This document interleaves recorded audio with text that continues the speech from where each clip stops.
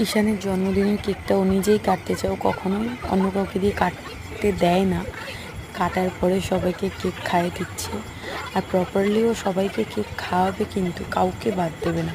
এখন নিজে নিজে এনজয় করছে কেকটাকে। আর পাশে জেঠুও আছে, জেঠু কেকটা ওকে কেটে দিচ্ছে।